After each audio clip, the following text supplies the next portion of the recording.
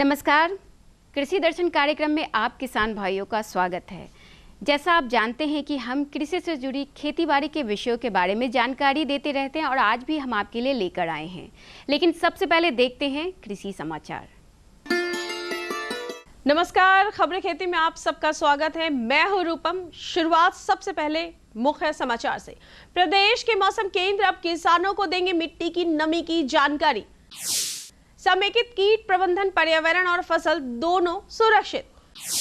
धान की नरेंद्र 118 और 97 प्रभेद कम पानी में भी बढ़िया उत्पादन।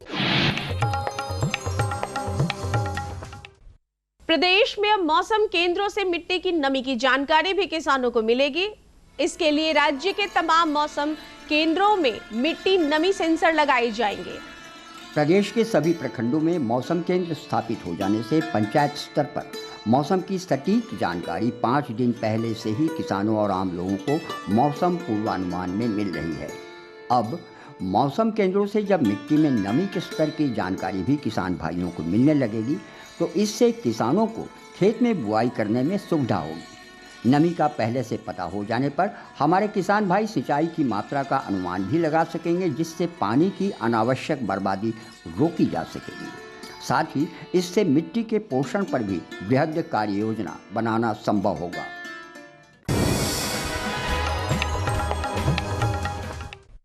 कीटों का प्रकोप प्रायः हर फसल में होता है, जो फसल की बर्बादी और किसान भाइयों के उत्पादन और मुनाफे को प्रभावित करता है। टिकाऊ खेती के लिए ऐसी तकनीक की आवश्यकता होती है जिससे पर्यावरण की सुरक्षा के साथ साथ किसानों का आर्थिक लाभ भी बना रहे। समेकित कीट प्रबंधन एक ऐसी ही विधि है जिससे पर्यावरण को क्षति पहुंचाए बिना कीटों का प्रबंधन कर आर्थिक लाभ को बनाए रखना संभव है।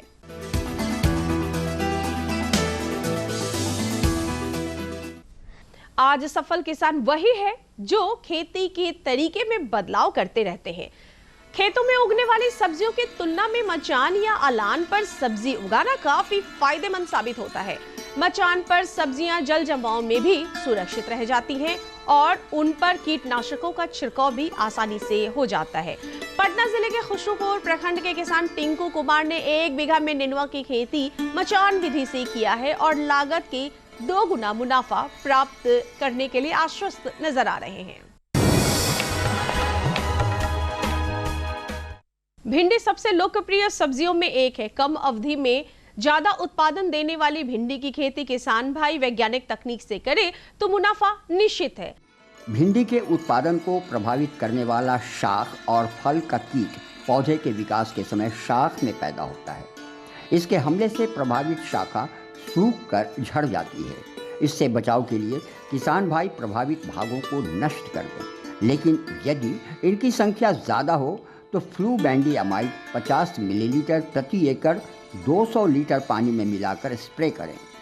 इसी तरह चितकबरा रोग के प्रभाव से भिंडी के सारे पत्तों पर एक जैसी पीली धारियाँ निकल आती हैं।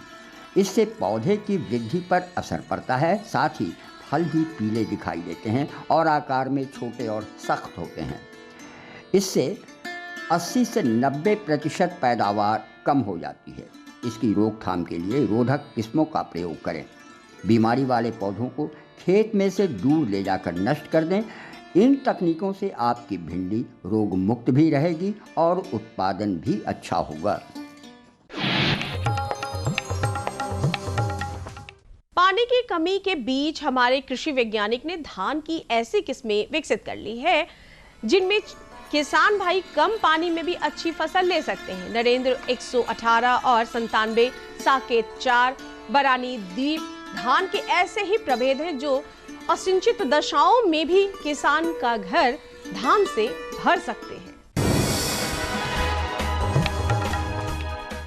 और अब एक नजर मंडी भाव पर। प्रदेश की विभिन्न सब्जी मंडियों में सब्जियों के भाव कुछ इस प्रकार दिखे। बैगन 3500 रुपये प्रति क्विंटल, परवल 3800 रुपये प्रति क्विंटल, भिंडी 3900 रुपये प्रति क्विंटल, नेनुआ 4000 रुपये प्रति क्विंटल, करेला 4000 रुपये प्रति क्विंटल। और चलते चलते किसान भाइयों, आप देखिए मौसम का पूर्वानुमान। अगले 24 घंटों में राज्य के कई जिलों में गरज के साथ बारिश होने की संभावना है। इस दौरान 10 से 15 किलोमीटर प्रति घंटे की रफ्तार से हवा भी चलेगी। राजधानी पटना का अधिकतम तापमान 34 डिग्री सेल्सियस एवं न्यूनतम तापमान 28 डिग्री सेल्सियस तक बने रहने की संभावना है। बरसात के मौसम में मछलियों के उचित प्रबंधन की आवश्यकता होती है और ऐसे में अगर सही सुझाव अगर आपको मछली मत्स्य पालन से लिया जाए तो आप अपने आय को बढ़ा सकते हैं और नुकसान से भी बच सकते हैं। तो आपको सीधे लिए चलते हैं हम स्टूडियो, जहां हमारे कृषि विशेषज्ञ डॉक्टर टुनटुन सिंह आपके प्रश्नों के उत्तर के लिए मौजूद हैं।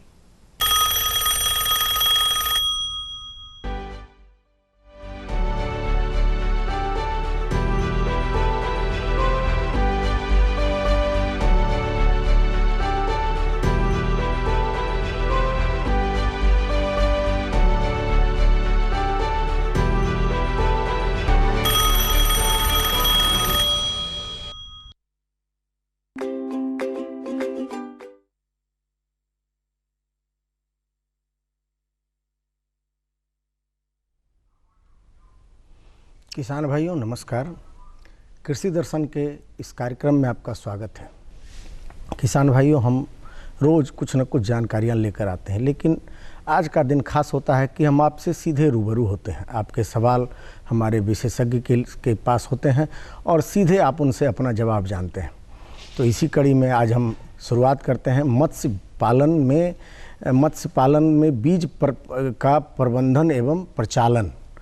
तो बीज, सबसे पहले तो मैं बीज के बारे में छोटा सा एक परिचय दे दूं कि किसी भी फसल में, चाहे वो मछली हो, चाहे वो अन्य फसल हो, चाहे वो बागवानी हो, चाहे वो आपका खरीफ की और अन्य फसल हो, धान हो, गेहूं हो, तो बीज आपका अगर स्वस्थ होगा तो आपकी उपज अच्छी होगी। तो निश्चित रूप से मछली खास करके बहुत संवेदनशील फसल माना जाता है ये, कि थोड़ी सी भी अगर असावधानी हुई तो बहुत बड़ा नुकसान होता है, नहीं तो कम मेहनत में भी बहुत अच्छा मुनाफा देने में सक्षम है मत्स्य पालन। तो इस विषय पर बातचीत करने के लिए हमारे साथ मौजूद हैं मत्स्य पालन एवं प्रशिक्षण संस्थान के व्याख्याता डॉक्टर टुनटुन सिंह। सर, आपका हमारे कार्यक्रम में स्वागत है। धन्यवाद। और किसान भाइयों, आप हमारे आप आज के विशेषज्ञ हैं, उनसे आप अपना सवाल अपने फ़ोन को उठाइए और हमसे हमारे सवाल, आप अपने सवाल को हमारे विशेषज्ञ से पूछिए। हमारा नंबर है, आप नोट कीजिए, 1800-3456-171। तो सर, इस पर हम शुरू करें उसके पहले हम मत्स्य पालन में हैचरी प्रबंधन की बात करते हैं। तो हैचरी, पहले तो हैचरी है क्या, इस पर एक थोड़ा सा हम जानना चाहेंगे। हैचरी एक है कि कृत्रिम ढंग से जो है वो नदी से बाहर एक कृत्रिम ढंग का स्ट्रक्चर डेवलप करके उसमें सिंथेटिक हार्मोन या पिट्यूटरी ग्लैंड हार्मोन से इंजेक्ट करके, प्रजनक मछली को इंजेक्ट करके उससे बच्चा और अंडा बनाने का जो तकनीक है उसी को हैचरी टेक्नोलॉजी कहते हैं। सबसे पहले 1957 ईस्वी में doctor Hiralal Chaudhary and professor Ali Kuni ने सबसे पहले इंड्यूस्ड ब्रीडिंग टेक्नोलॉजी मेथड से ह्यूमन कोरियोनिक गोनोडोट्रोपिन और पिट्यूटरी ग्लैंड हार्मोन की मदद से ये जो रेहू कतला नैनी का इंड्यूस्ड ब्रीडिंग कराया था और उसी के बाद नीली क्रांति का सूत्रपात हुआ। क्योंकि आपने सही कहा, किसी भी खेती के लिए बीज जो है वो फंडामेंटल बेसिक इनपुट होता है और पहले जो नदी से बीज आती थी तो उसमें अवांछित मछलियाँ, खाऊ मछलियाँ बहुत ज़्यादा, से बुआरी हुआ, टेंगरा हुआ, गरई हुआ, ये सब ज़्यादा होने के चलते जो हमारा पाली जाने वाली मिक्स फार्मिंग में जो प्रजातियां हैं, जैसे रेहू है, कतला है, ग्रास कार्प है, कॉमन कार्प है, सिल्वर कार्प है, उसको खा जाती थी और उत्पादन बहुत कम मिलता था इम्प्योर सीड के चलते।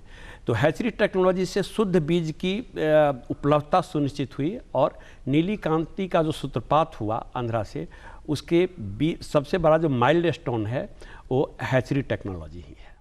सर, आज नंबर 1 पूरे भारत में आंध्रा है, लेकिन हमारा भी नंबर कहीं नहीं था, लगभग हम कहीं नहीं थे आज से 10 साल पहले। जी। तो आज हम उस कंडीशन में कि हम पूरे भारत में चौथे स्थान पर हैं।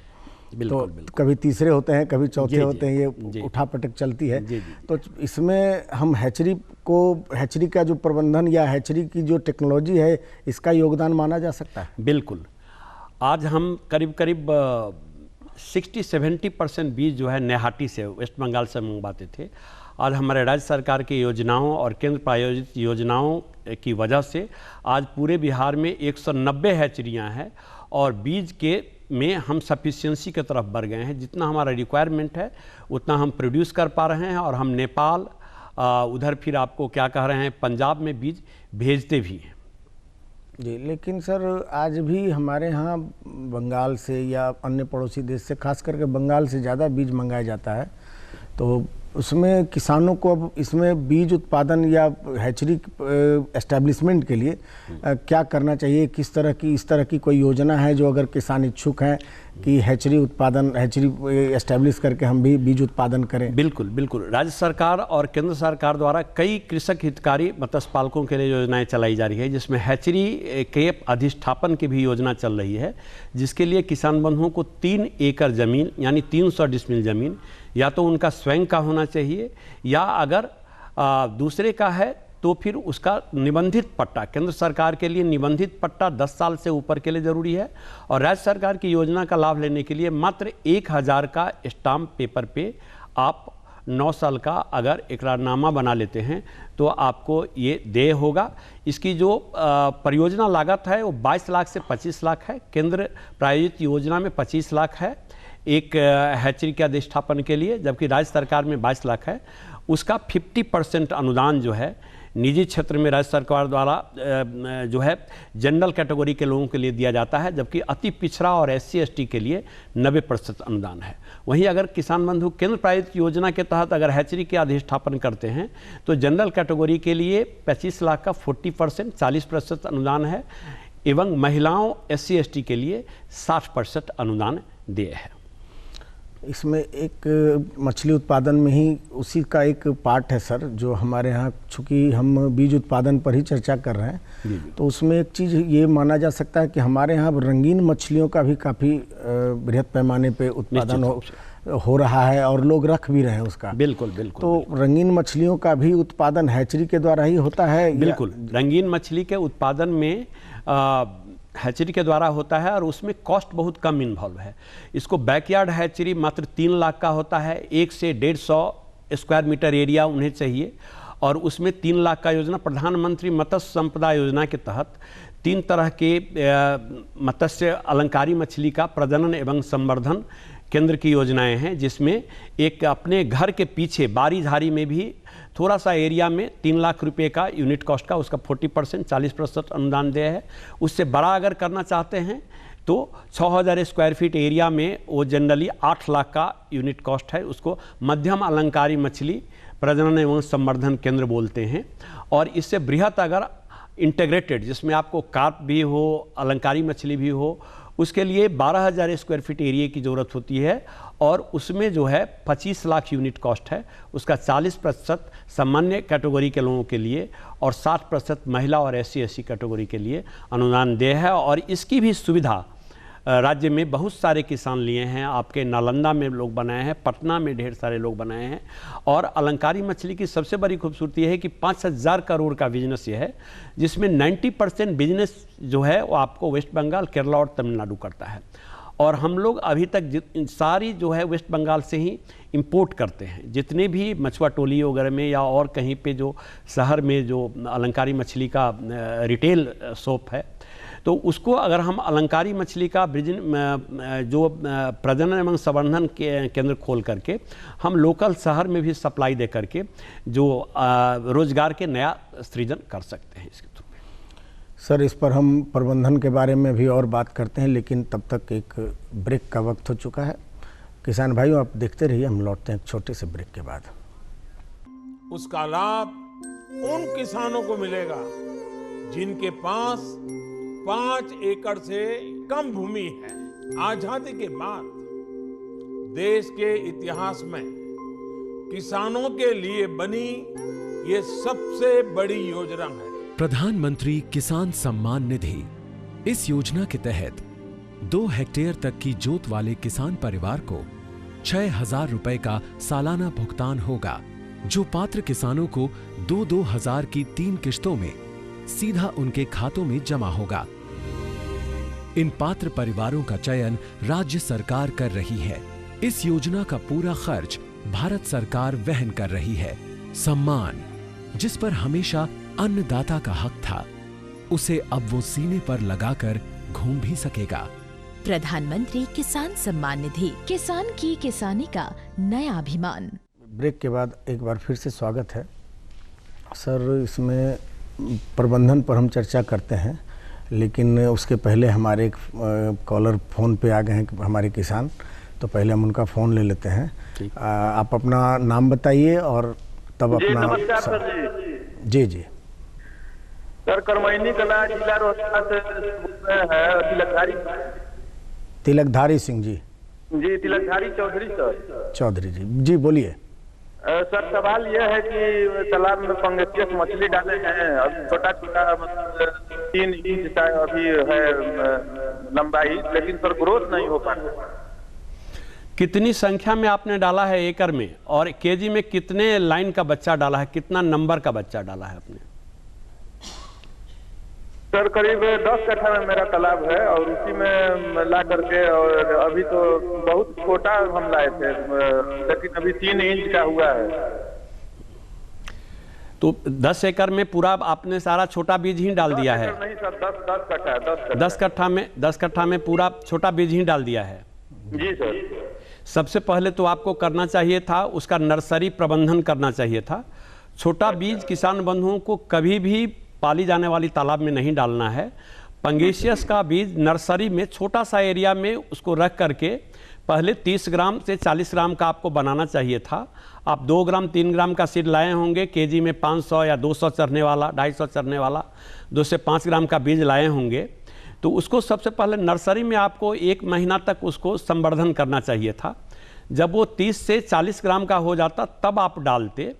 और 10 कट्ठे में जनरली जो है आप 8 से 12,000 मैक्सिमम, मिनिमम 8,000 से लेकर मैक्सिमम 12,000 पीस से ज़्यादा नहीं डालेंगे। 1 एकड़ में अधिकतम 20,000, न्यूनतम 15,000 पीस डालना चाहिए। और 30 से 40 ग्राम का बच्चा अगर आप डालते हैं तो 150 दिन में वो जो है आपको केजी साइज का आ जाएगा। एकड़ में कम से कम 150 कुंटल, आपका 10 कट्ठा है तो कम से कम आपको 70-80 कुंटल उपजा आपको आना चाहिए। अभी सबसे बड़ी गड़बड़ी आपको क्या होगी कि छोटा बीज डाले हैं, वो मोटिलिटी जो होगा मरेगा, उसका गन्ना आपके पास नहीं है। और जब ये गन्ना नहीं होगा तो आपका फीड और मेडिसिन सारा इकोनॉमिक्स चरमरा जाएगा ऐसे कंडीशन। इसलिए किसान बंधुओं से मेरा अपील है कृषि दर्शन के माध्यम से कि जब भी वो सीड लाएं, पंगेशियस का बीज जनरली यहाँ निकलता नहीं है। एक सिवान में लोग निकाल रहे हैं, 2018 में मैंने ही प्रयास किया था, लेकिन बंगाल से ज़्यादातर लाते हैं। लाने के बाद वो नर्सरी में उसका संवर्धन करें, और जब वो 30-40 ग्राम का हो जाए 45 दिन 60 दिन संवर्धन करके तब उसको बड़े तालाब में डालें। इसके बाद 200 ग्राम से 250 ग्राम प्रति मंथ कम से कम आपको ग्रोथ देखने को मिलेगा। मतलब रख रखाव के चलते ग्रोथ में कमी आ जाती है। सर, बीज प्रबंधन की हम बात कर रहे थे, तो बीज प्रबंधन में किन किन बातों का ध्यान रखना चाहिए? क्योंकि प्रबंधन और प्रचालन दोनों जो है जी अपने एक दूसरे का पूरक है। जी बिल्कुल सही बात आपने कहा। बीज प्रबंधन में सबसे पहली जो कड़ी होती है वो ब्रूडर मैनेजमेंट यानी प्रजनक मछली का प्रबंधन करना। प्रजनक मछली यानी जिस प्रजनन यानी माँ अगर स्वस्थ रहेगा तो उसका बच्चा भी निश्चित रूप से स्वस्थ आएगा। तो प्रजनक मछली हम पर एकड़ कितना रखें? पर एकड़ किसान बंधुओं को जो है 1000 पीस से ज़्यादा नहीं रखना चाहिए। और जो ब्रूडर प्रजनक मछली का साइज़ जो है 1.5 केजी से 5 केजी के बीच का होना चाहिए। उम्र जो है उसका 2 केजी 2 साल प्लस होना चाहिए। और उसके प्रबंधन में हमेशा ध्यान देना चाहिए कि फैट और प्रोटीन कम से कम दें, और उसका जो स्पर्म और एग बढ़ने के लिए जो तत्व होता है फीड सप्लीमेंट वो ज़्यादा दें। जनरली ब्रूडर मैनेजमेंट में देखा जाता है कि आपको 20 से 25% प्रोटीन वाली भोजन उनको कराएं। प्रति किलोग्राम भोजन में कम से कम 10 ग्राम नमक, 10 ग्राम सूक्ष्म खनिज तत्व, 2 से 5 ग्राम फीड प्रोबायोटिक्स, 1 ग्राम मल्टीविटामिन्स दें। इससे स्पर्म और अंडा दोनों की मैच्योरिटी फास्ट होगी और आपको बेटर रिजल्ट आएगा। दूसरा, प्रजनक मछली के प्रबंधन में एक आर्गुलोसिस एक बीमारी होती है। एक फ़ोन ले लेते हैं सर, अभी हम ये चर्चा करेंगे इस पर, लेकिन हमारे कॉलर लाइन पे हैं। जी बोलिए, आप आप अपने टीवी का वॉल्यूम कम कर दीजिए, तब आपकी आवाज़ हमें साफ मिल पाएगी। जी बोलिए। हाँ सर, मैं चंद्रटी मुजफ्फरपुर से बात कर रहा हूँ। मैंने टुनटुन सर से ट्रेनिंग भी लिया था। जी जी जी। ये चौर विकास, समेकित चौर विकास कार्यक्रम में थोड़ी समस्या आ रही है, उसी के बारे में डिटेल में जानना है। जी बोला जाए। समेकित चौर विकास योजना में जी जी जी प्रश्न कीजिए। क्या प्रश्न है आपका? और मेरा प्रश्न है कि समेकित चौर विकास में पिछले साल मैं आवेदन किया था जी, लेकिन अभी तक उसके बारे में मुझे सूचित नहीं किया गया। आप उप मत्स्य निदेशक जो तिरहुत प्रक्षेत्र के हैं, अभी जून में ही ट्रांसफ़र हुआ, विनोद जी को आप बोल दें और आप मेरा नंबर निश्चित रूप से आपके पास होगा। अगर प्रशिक्षण लिए हैं तो आप अपना जो है आवेदन हमको भेज दें। मैं जो विनोद जी से ये करके जो अद्यतन स्थिति है वो आपको बता दें। कोई टेक्निकल इन्फॉर्मेशन है तो उसकी जानकारी हमसे अभी ले सकते हैं। इस कार्यक्रम में जो एडमिनिस्ट्रेटिव है उसके लिए आप हमारे व्हाट्सएप पे डाल देंगे, मैं उप मत्स्य निदेशक से बात कर लूँगा, क्योंकि बिना उसकी अद्यतन स्थिति जाने हुए मैं इस कार्यक्रम में मैं कुछ बोल नहीं पाऊँगा। एक और ब्रेक का वक्त है किसान भाई, मिलते हैं एक छोटे से ब्रेक के बाद। अरे भाई रामेश्वर, क्या बात है, बड़े परेशान दिख रहे हो? सोच रहा था कि अभी तो हाथ पांव चल रहे हैं तो खेती कर पा रहा हूँ, कल को जब इनमें ताकत नहीं रहेगी गुजारा कैसे होगा? पेंशन से। पेंशन? हाँ, और वो भी हम जैसे किसानों के लिए। अब हम जैसे छोटे किसान भी 60 साल के होने पर 3000 रुपए मासिक पेंशन पा सकते हैं। सच में? हाँ, चलो मैं तुम्हें दिखाता हूँ। 18 से 40 वर्ष की आयु के लघु और सीमांत किसान इस स्वैच्छिक और अंशदायी पेंशन योजना में 55 रुपए से 200 रुपए की मासिक किस्त देकर प्रवेश कर सकते हैं। भारत सरकार भी हर महीने किसान के बराबर किस्त का योगदान करेगी। कभी नहीं सोचा था कि हम जैसे किसानों की भी पेंशन का सपना कभी सच होगा। प्रधानमंत्री किसान मान धन योजना, अन्नदाता के परिश्रम को संबल, पेंशन से सुरक्षित उनका कर। नजदीकी जन सेवा केंद्र जाकर इस योजना से जुड़ें। वाह मेरे स्मार्ट किसान, स्मार्टफोन है, डाटा भी है और कृषि नेटवर्क ऐप खेती की हर समस्या का समाधान। बीज का चयन, फसल बीमारी के उपचार, आसपास के मंडियों के भाव, अब हमारे हाथ में हर समाधान। कृषि नेटवर्क, किसान का स्वाभिमान। डाउनलोड करें अभी के अभी। ब्रेक के बाद एक बार फिर से स्वागत है सर। प्रबंधन की चर्चा कर रहे थे। प्रबंधन की हम चर्चा कर रहे थे। दूसरा जो प्रजनक तालाब में प्रजनक मछली में आर्गुलस मछली में ढील फरने की संभावना बहुत रहती है, जिसके चलते स्पर्म और एग का प्रोडक्शन प्रभावित होता है। उसके लिए 10% सैपर मेथिलीन व्यस्त दवा, जैसे क्लीनर हुआ, टिनिक्स हुआ, टिकआउट हुआ या ब्यूटॉक्स 80 से 100 ml समय समय पर उसका प्रयोग किसान बंधु करते रहें। प्रचालन की जहाँ तक बात है, प्रचालन में किसान बंधु ध्यान रखें कि पानी का प्रवाह नहीं कम से कम चेक हो। शुरुआती दौर में हैचिंग टैंक में जो है वो 45 सेकेंड में एक राउंड पानी का एक चक्र होना चाहिए। जब 8 से 9 घंटे के बाद अंडा काफ़ी वाटर इम्बाइब कर लेती है, जब ब्रस्ट करता है अंडा से बच्चा निकलता है, उस समय स्पीड को और घटाना चाहिए, यानी 1 मिनट में जो है वो 1 सर्किल पानी का चक्रण हो स्पीड। और जब बच्चा सारा बाहर निकल जाए यानी 16 से 20 घंटे के बाद उस समय आधा मिनट में 1 चक्र, यानी स्पीड बढ़ाना चाहिए, क्योंकि डिजॉल्व ऑक्सीजन का रिक्वायरमेंट ज़्यादा होता है। इसको किसान बंधु को ध्यान में रखने की ज़रूरत है। दूसरा, जब बच्चा बन जाता है तो बच्चा कटने की संभावना रहती है, वो आयरन की वजह से। कभी कभी आयरन अगर 0.2 मिलीग्राम पर लीटर से ज़्यादा है तो बच्चा कटते रहता है। तो उस स्थिति में तालाब के पानी को टंकी में चढ़ाएं और तब टंकी से अपने हैचिंग टैंक में जो है वो उस पानी को, तालाब के पानी को लें, जिससे कि आयरन ऑक्सीडाइज हो जाएगा और जो बच्चा की मोटिलिटी नहीं होगा। इस तरह से 72 घंटा संवर्धन करने के बाद वो काउंटर पे डालें और उसको स्टार्टर फीड के रूप में अंडा का जो एल्बुमिन है, बॉयल अंडा का, वो 1 लाख प्रति 1 लाख यानी 200 ml पे 2 अंडा का एल्बुमिन खिला करके कंडीशनिंग करें। कंडीशनिंग करने के बाद वो कस्टमर को दे सकते हैं। इसके या फिर वो क्या कह रहे हैं, नर्सरी तालाब में नर्सरी संवर्धन के लिए 1 महीने के लिए जो है 10 से 15 लाख प्रति एकड़ के दर से संचय दर कर सकते हैं। जी, इसमें सर कौन सा बिहार में कौन से बीज उत्पादन में किस वैरायटी का, किस नस्ल का बेहतर उत्पादन हो, जिससे कि किसानों को अधिक आमदनी मिले, और जो हैचरी में लगे हुए हैं उनको भी ये जानकारी जाए। जो इंडियन मेजर कार्प है बट नेचुरल है, कतला का रेट बहुत ज़्यादा होता है और उसका ग्रोथ भी बहुत बढ़िया होता है। सिल्वर कार्प, कतला, ग्रास कार्प, इसके बीज का डिमांड बहुत ज़्यादा है चौरलैंड में खास करके। तो जो भी मत्स्य बीज उत्पादक हैं, इसका बीज अगर ज़्यादा से ज़्यादा उपजाते हैं तो उनको ज़्यादा से ज़्यादा आमदनी होगी। वैसे हैचरी में 6 प्रजाति के बीज का जनरली प्रोडक्शन लिया जाता है, रेहू, कतला, नैनी, ग्रास कार्प और सिल्वर कार्प।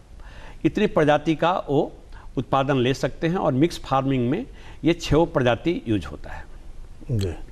तो इसमें अब हम लोग अगर चाहें तो जो कुछ मछलियां हैं जो नॉन वेजिटेरियन खाती है, उसका भी यहाँ उत्पादन हो सकता है, जैसे हैचरी में। बिल्कुल बिल्कुल। वो तो जैसे मांगुर का हैचरी, सिंघी की हैचरी के लिए 3 लाख 4 लाख रुपए मैक्सिमम होता है, उसमें कॉस्ट ज़्यादा नहीं होता है और उसका उत्पादन भी आप मांगुर का भी उत्पादन कर सकते हैं, सिंघी का भी उत्पादन, बीज का उत्पादन कर सकते हैं, कर भी रहे हैं। लेकिन इसकी खेती जो है वो मोनोकल्चर 50,000 पीस पर हेक्टेयर के रेट से, यानी 20,000 पीस पर एकड़ के रेट से संचय दर से इसकी खेती की जाती है और इसमें जो बीज का सर्वाइवल है वो आपको 25% से ज़्यादा नहीं होता है। तो किसान भाइयों, निश्चित रूप से हमारा जो ये कार्यक्रम है, ये खास करके वैसे मत्स्य पालक जो इसमें पूर्ण रूपेण समर्पित हैं उनके लिए निश्चित रूप से बेहतर होगा, और जो नए स्टार्टअप जिनको शुरू करना है उनके लिए भी और बेहतर होगा। हम अपने विशेषज्ञ को धन्यवाद देते हैं। सर, आप हमारे कार्यक्रम में आए, इसके लिए बहुत बहुत धन्यवाद। और किसान भाइयों, आप अपने सवाल आप हमसे सीधे पत्र भी भेज सकते हैं आप हमें, और हमें मेल भी कर सकते हैं। आप हमारा पता आप नोट कीजिए।